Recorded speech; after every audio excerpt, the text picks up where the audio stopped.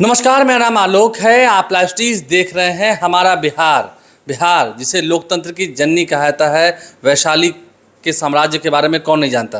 हमारे साथ senior journalist gangster मौजूद हैं। बिहार की इस धरती से कल जो विपक्षी नेताओं का महाजुटान देखने को मिला है, वो तस्वीरें पूरे देश में देखी जा रही हैं। और अब अगर हम राजनीति की बात कर रहे हैं, सियासत की बात कर रहे हैं, तो सियासत का फिलहाल केंद्र बन चुका है बिहार। जिस तरह से विपक्षी नेताओं को नीतीश कुमार ने एकजुट किया, लालू यादव ने तो खैर राहुल गांधी को दूल्हा बना ही दिया, नीतीश कुमार भी अगुआ बने, बिहार बुलाया सभी बड़े बड़े नेताओं को। जो असंभव सा दिख रहा था वो संभव करके दिखाया। अब लगता है आगे अब सेकेंड फेज होना है जुलाई महीने में, कितने हद तक कामयाबी मिलेगी? देखिए आलोक, कल की बैठक की महफिल तो आखिर में लालू यादव ने लूट ही ली जी। और लालू यादव के बारे में कहा भी जाता है कि जब वो बोलते हैं तो दिल से बोलते हैं, छल नहीं करते हैं। जो बोलना होगा मुंह पर बोल देंगे, उसके बाद अपने भीतर कुछ नहीं रखते हैं। यह उनके धुर विरोधी भी मानते हैं कि उन्होंने जो कहना हुआ कह दिए। लेकिन लालू यादव ने कल जैसे ही कहा कि मैं फिट हो गया हूँ, इलाज कराकर लौट गया हूँ, और जब मैं फिट हो गया हूँ तो नरेंद्र मोदी को फिट कर देना है। हिट हो जाएंगे। हाँ, ठीक है ना। तो यह उन्होंने जैसे ही कहा, ट्विटर पर जो नरेंद्र मोदी के भक्त हैं, भाजपा के समर्थक हैं, उन्होंने कहना शुरू कर दिया है कि लालू यादव को जेल भेज देना चाहिए वापस। क्यों भाई? तो लालू यादव जब जमानत मांगते थे तो अपनी बीमारी का हवाला देते थे और बीमारी के नाम पर उन्हें जमानतें भी मिलती रही है।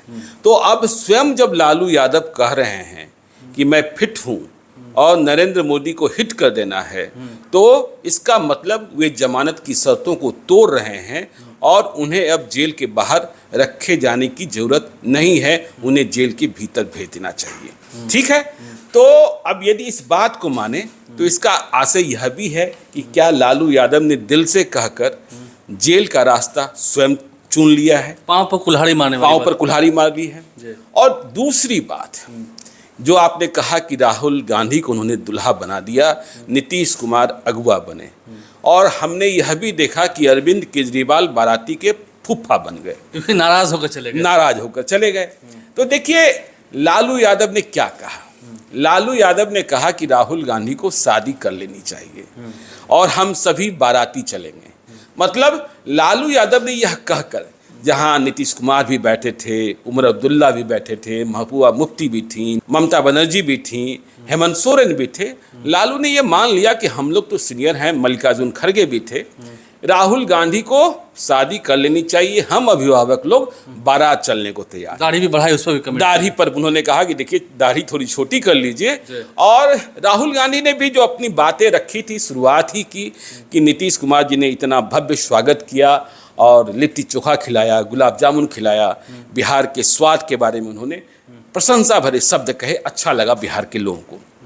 तो लालू यादव ने और क्या कहा कि देखिए आपकी माता जी मतलब सोनिया गांधी जी कहा करती थी कि मैं तो शादी के लिए कहता हूँ, ये मानते ही नहीं हैं।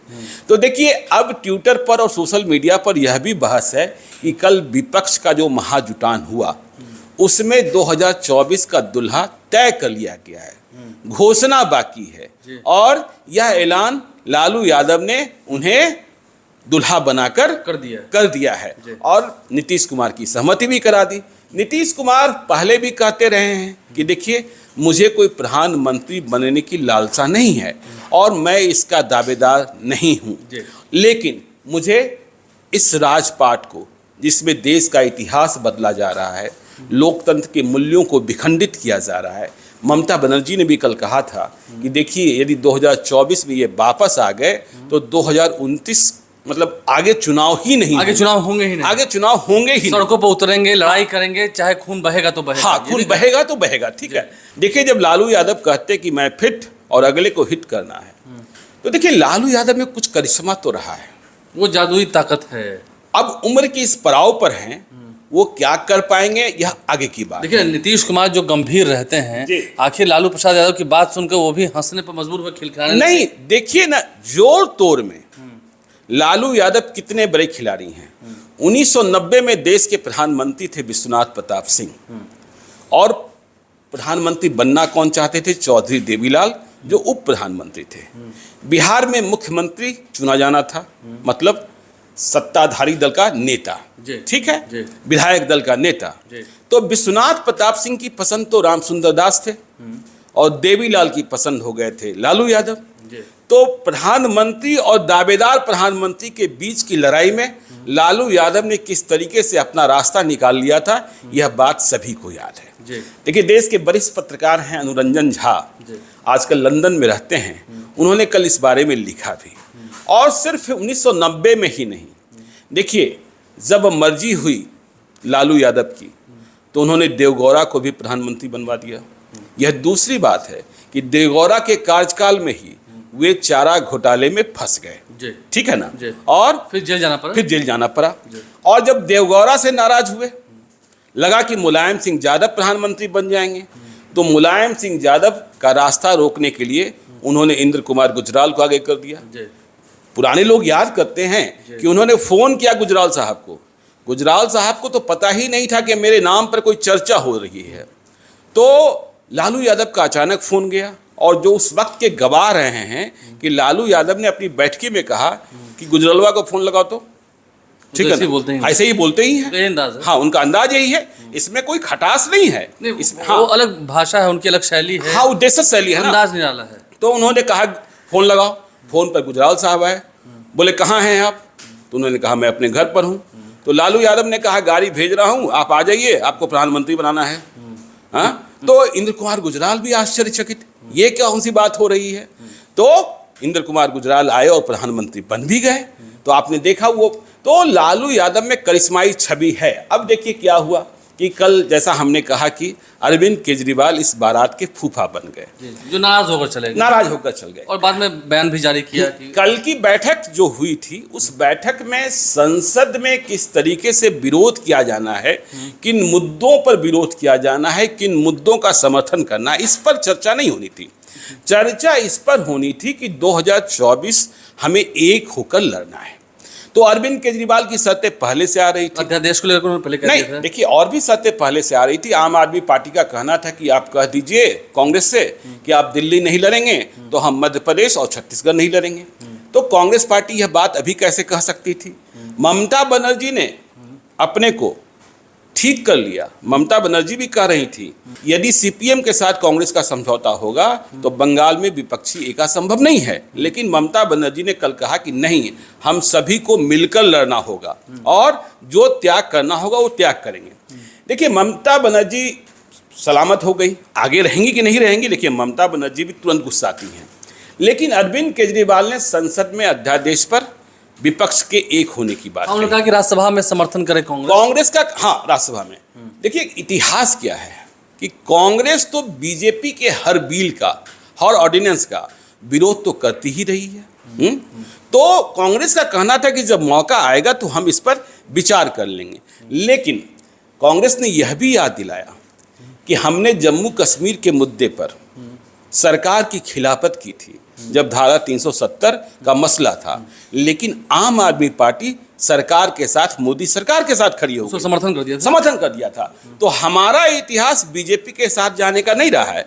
लेकिन हमने कल यह भी देखा कि जब बैठक खत्म हुई थी, लंच चल रहा था, तभी आम आदमी के प्रवक्ता ने, मुख्य प्रवक्ता ने दिल्ली में कह दिया कि कांग्रेस पार्टी और बीजेपी के भीतर समझौता हो गया है। जबकि देखिए, कहने वाले दूसरे लोग यह भी कहते हैं कि आम आदमी पार्टी पर ज़्यादा मार पड़ी हुई है। अभी उनके कई नेता गिरफ्तार कर जेल भेजे जा चुके हैं, जिनमें मनीष सिसोदिया भी शामिल हैं।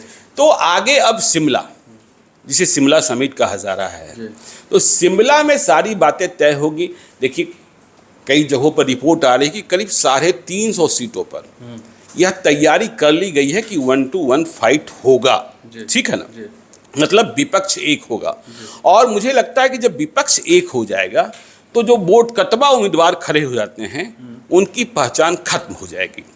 शिमला में यह भी तय किया जाना है कि जो नया मोर्चा बनेगा उसका नाम क्या होगा, ठीक है ना। तो ये सारी बातें हुई हैं और मल्लिकार्जुन खड़गे ने स्पष्ट किया है कि देखिए, त्याग के लिए सभी को तैयार होना पड़ेगा और हर प्रदेश के लिए अलग रणनीति होगी। देखिए, ममता बनर्जी का ही सुझाव था कि जहां जो पार्टी मजबूत है वहां उन्हें लड़ने का विशेष अवसर प्राप्त हो और इसी तरीके से देखिए स्टालिन के वापस लौटने पर नीतीश कुमार ने पहले ही स्पष्ट कर दिया था कि देखिए हवाई जहाज के उड़ने का समय निर्धारित होता है, उसमें हम और आप बहुत ज़्यादा छेड़छाड़ नहीं कर सकते हैं। एयर ट्रैफिक कंट्रोल ATC जिसको कहते हैं उसके द्वारा निर्धारित हो सकता है। यदि आप सोचिए ना कि आप ट्रेन पकड़ने विलंब से पहुंचेंगे तो ट्रेन छूट जाएगी ना। हाँ, तो स्टालिन के जाने का समय निर्धारित था, इसलिए स्टालिन चले गए। तो महत्वपूर्ण बात यह है कि बातों बातों में लालू यादव ने राहुल गांधी को दूल्हा बना दिया और कह दिया, देखिए राहुल गांधी ने इनकार नहीं किया जल्द कर लेंगे। हाँ, नहीं जल्द कर लेंगे यह भी नहीं कहा, जल्द कर ले, हाँ वो कर लेंगे, मान रहे थे। हाँ ठीक है, कर लेना चाहिए ये कह सकते हैं। यदि वे कह देते कि जल्द कर लेंगे तब तो खबर हो जाती और पूरी दुनिया में इस बात की तलाश शुरू हो जाती। गूगल बाबा से लोग पूछने लगते कि आखिर राहुल गांधी शादी किससे करने जा रहे हैं, वो कौन सी लड़की है भाई, ठीक है ना। तमाम तस्वीरें, अटकलों का बाजार गर्म हो जाता। तो राहुल गांधी, यह भी सच है कि कांग्रेस पार्टी चाहे जितनी खत्म हुई है लेकिन प्रेजेंस तो सारे स्टेट में कांग्रेस पार्टी की ही है बीजेपी के मुकाबले। यदि आप जेडीयू की बात करेंगे तो बिहार में है, टीएमसी की बात करेंगे रीजनल तो पार्टी को हम छोड़ दे तो नेशनल में अगर टक्कर देना होगा बीजेपी को तो जी कांग्रेस ही दे सकती है। हाँ, और इस बात का भी एहसास है। देखिए कल कहा भी गया कि आप लोग इस बात का भी पता करेंगे कौन सी पार्टियां नहीं आई। ठीक है, सभी को पता है कि केसीआर नहीं आए और नवीन पटनायक नहीं आए। कहा भी गया आंध्र प्रदेश के मुख्यमंत्री नहीं आए। कहा भी गया कि देखिए राहुल गांधी ने कहा कि वहाँ तेलंगाना में लड़ाई होगी। उन्होंने तेलंगाना, मध्य प्रदेश, राजस्थान, छत्तीसगढ़ की चर्चा की जो वहाँ विधानसभा चुनाव होने हैं, ठीक है ना, कि वहाँ हम जीत हासिल करेंगे। तो बाराती का दुल्हा और फूफा और अगुआ ये तीनों तो कल स्पष्ट हो ही गए हैं। बाकी बातें शिमला समिट में। अब लालू यादव ने फिट होने की बात कहकर क्या अपने पैर में कुल्हाड़ी मार ली है, फिर उन्हें जेल जाना पड़ सकता है क्योंकि उनकी सक्रियता बढ़ेगी तो भाजपा को मिर्ची लगेगी। यह बात भी तय है क्योंकि कल अमित शाह ने कहा था कि यह पटना का फोटो सेशन है विपक्षी नेताओं का। तो बीजेपी की कोशिश होगी कि इसे फोटो सेशन से आगे न बढ़ने दें क्योंकि बीजेपी को भी पता है कि 2019 में कई राज्यों में उन्होंने मैक्सिमम सीटें जीत रखी हैं। बिहार में 40 में 39, ठीक है। अब तो जेडीयू अलग है तो ये सीटें घटेगी। देखिए उत्तर प्रदेश में क्या 80 की 80 जीतेंगे, मध्य प्रदेश में क्या होगा, महाराष्ट्र में क्या होगा, राजस्थान में क्या होगा। तो यदि हम कम आते हैं, मतलब बीजेपी कम आती है, तो क्या बहुमत से नीचे जाएंगे, फिर क्या परिस्थितियां उत्पन्न होगी। ये सारे सवाल, ये यक्ष प्रश्न बीजेपी के भीतर भी कौंध रहे हैं, ठीक है ना। तो ये सारी बातें हैं आलोक, जिन पर ये सारी बातें हैं और इन सारी बातों पर बहस होगी, चर्चा होगी। अभी तो शिमला में भी सभी को मिलना है और फिर जब ये दूसरी फेज़ की बैठक होगी तो देखना होगा उस दौरान कौन कौन से नेता वहाँ पहुँचते हैं, किन किन लोगों को मना लिया जाता है, अरविंद केजरीवाल मानते हैं नहीं मानते हैं, देखना होगा। और आगे फिर जब सच में विपक्षी एकजुटता हो जाती है तो समस्या तो खड़ी हो जाएगी। इसमें नहीं, समस्या तो खड़ी होगी और चुनाव बहुत रोचक हो जाएगा, देखना होगा। आप लाइव से बने रहें, हमारे चैनल को सब्सक्राइब कर लें, साथ साथ फेसबुक पेज भी लाइक करें। इसके अलावा ट्विटर हैंडल पर लाइव को फॉलो करें। धन्यवाद।